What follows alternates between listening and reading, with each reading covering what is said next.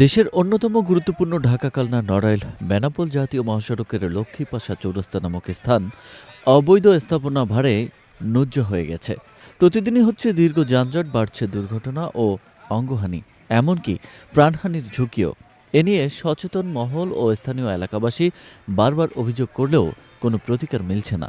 এমনকি সরকারের অধিগ্রহণকৃত জায়গা হতে অবৈধ স্থাপনা উচ্ছেদ করার জন্য বারবার নোটিশ দেওয়া হলেও স্থানীয় কতিপয় প্রভাবশালীর জন্য অবৈধ স্থাপনা দিন দিন বাড়ছে ছাড়া কমানোর কোনো লক্ষণ দেখা যাচ্ছে না। সর্বশেষ গত ৩০শে ডিসেম্বর ২০২৫ তারিখে জাতীয় মহাসড়ক N8 এর লক্ষ্মীপাশা চৌরাস্তা নামক স্থানে সড়কের উভয় পাশের অবৈধ স্থাপনা উচ্ছেদের জন্য সড়ক ও জনপদের উপবিভাগীয় প্রকৌশলীর কার্যালয় হতে উপবিভাগীয় প্রকৌশলী প্রকাশচন্দ্র বিশ্বাসের স্বাক্ষরিত একটি নোটিশ দেওয়া হলে স্থানীয়দের মনে আশার সঞ্চার হয়। তবে নোটিশ দেওয়ার পর প্রায় ১ মাস পার হলেও অবৈধ স্থাপনা উচ্ছেদ না হওয়ায় বা কার্যকর ব্যবস্থা না নেওয়ায় জনমনে সৃষ্টি হয়েছে তীব্র অসন্তোষ।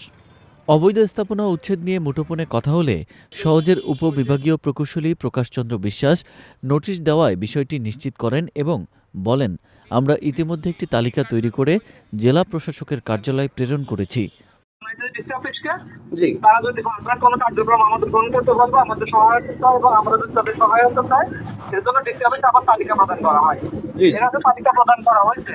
জি। এখন যদি না তো হয় নাই, আমরা ডিসি অফিসে আলোচনা করব। আলোচনা করা হলে তারা যে সিদ্ধান্ত দেয় সেই সিদ্ধান্তে আমরা কাজ করব। স্যার, এটা কবে নাগাদ আলোচনা করবেন আপনারা? মানে এটা তো প্রতিনিয়ত এখানে গত দিনও এই যে গাড়ি দুর্ঘটনায় একজন বাইকারের মানে গেছে আর কি, পঙ্গু হয়ে গেছে, এবং এটা তো একটা রীতিমতো যানজটে আপনার নাকাল সবাই। এটা কত দিনের মধ্যে হতে পারে বিষয়টা? একটা নির্দিষ্ট টাইম এভাবে দেওয়া করতে পারে। আশা করি স্বল্প সময়ের মধ্যে জেলা প্রশাসনের সাথে সমন্বয় করে উক্ত স্থানের অবৈধ স্থাপনা উচ্ছেদ করা হবে।